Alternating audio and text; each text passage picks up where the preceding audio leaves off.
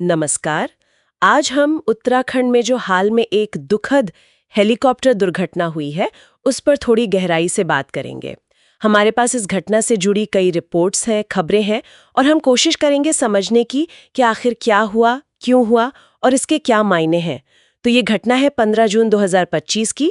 Aryan aviation का एक helicopter bell 407 था ये केदारनाथ से गुप्तकाशी जा रहा था और गौरीकुंड के पास दुर्घटनाग्रस्त हो गया। हाँ, रिपोर्ट से ही बताती हैं कि मौसम उस दिन बहुत ज्यादा खराब था। मतलब विजिबिलिटी, दृश्यता जिसे कहते हैं, वो लगभग शून्य थी। और इसी वजह से पायलट समेत सभी 7 लोग जो सवार थे उनकी जान चली गई। बहुत दुखद। बिल्कुल। पीड़ितों में एक नाम जो सामने आया वो है lieutenant colonel Rajveer Singh Chauhan, retired. काफी अनुभवी पायलट बताए जा रहे हैं, पूर्व सेना से थे। हाँ, उन्होंने पिछले साल अक्टूबर में ही आयरन एविएशन ज्वाइन किया था। उनके साथ महाराष्ट्र और गुजरात के तीर्थयात्री थे। और सबसे दुखद बात ये कि इनमें एक बहुत छोटा बच्चा, सिर्फ 23 महीने का, और एक 10 साल की बच्ची भी शामिल थी। सुनकर ही बहुत अफसोस होता है। वाकई बहुत ही दुखद खबर है ये। और शुरुआती जांच जो है वो इसी ओर इशारा कर रही है कि शायद टेक ऑफ के कुछ ही मिनटों बाद इतना घना कोहरा था और मौसम इतना बिगड़ गया कि हेलीकॉप्टर अपने रास्ते से भटक गया होगा। और फिर वो जमीन से टकरा गया और उसमें आग लग गई। और ये बात और भी चिंताजनक इसलिए है, जैसा कि रिपोर्ट्स बता रही हैं, कि ये कोई अकेली घटना नहीं है। मतलब पिछले सिर्फ 6 हफ्तों में ये 5वीं हेलीकॉप्टर दुर्घटना थी 4 धाम यात्रा के रूट पर। 5वीं? ये आंकड़ा तो वाकई बहुत गंभीर है। हाँ, इसने तो सुरक्षा इंतजामों पर बहुत बड़े सवाल खड़े कर दिए हैं। बिल्कुल। और इसी को देखते हुए प्रशासन ने हादसे के फौरन बाद, मतलब तेजी दिखाते हुए, केदारनाथ रूट पर हेलीकॉप्टर सेवाएं रोक दी। हाँ, पहले सुना 2 दिन के लिए रोकी। हाँ, पहले 2 दिन के लिए थी, लेकिन फिर इससे मॉनसून खत्म होने तक, यानी कम से कम सितंबर मध्य तक बढ़ा दिया गया है। मुख्यमंत्री पुष्कर सिंह धामी ने भी हाई लेवल मीटिंग्स की हैं और एक टेक्निकल कमेटी बनाने को कहा है जो सेफ्टी प्रोटोकॉल्स को रिव्यू करेगी। अच्छा, तो एक्शन हो रहा है और कानूनी कार्रवाई भी हुई है ना? ये बिल्कुल। आर्यन एविएशन के 2 मैनेजर्स के खिलाफ FIR दर्ज की गई है। गंभीर लापरवाही का आरोप है। लापरवाही किस तरह की? आरोप यह है कि हेलीकॉप्टर अपने तय समय से, मतलब जो शेड्यूल था, उससे करीब 50 मिनट पहले ही उड़ गया था। ओह! जो कि स्टैंडर्ड ऑपरेटिंग प्रोसीजर यानी SOP का साफ-साफ उल्लंघन है। और इसी को देखते हुए सिविल एविएशन मिनिस्ट्री ने भी जांच चलने तक कंपनी के जो 4 धाम ऑपरेशंस हैं उन पर रोक लगा दी है। ये तो होना ही था।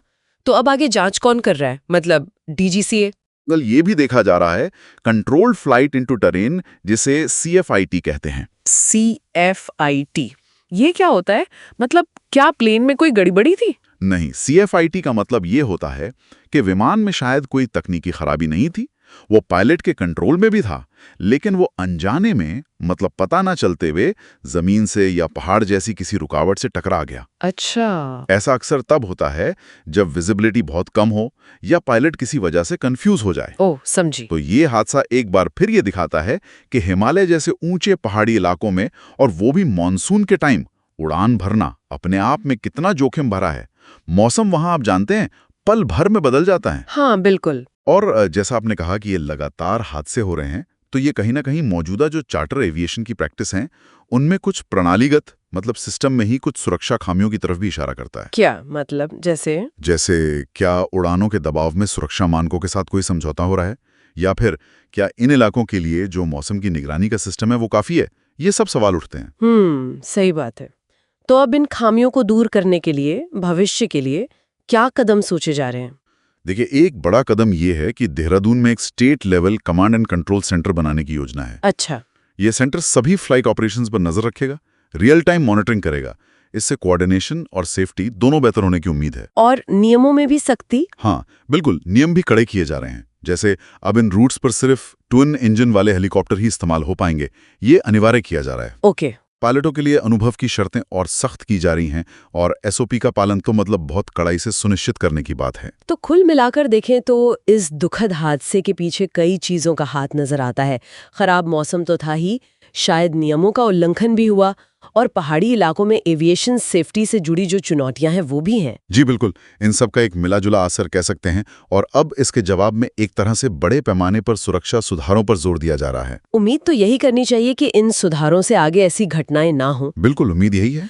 लेकिन यहाँ एक बात सोचने वाली है, ये जो नए नियम बन रहे हैं, नई तकनीक आ रही है, वो सुरक्षा बढ़ाने के लिए ही हैं, इसमें कोई शक नहीं।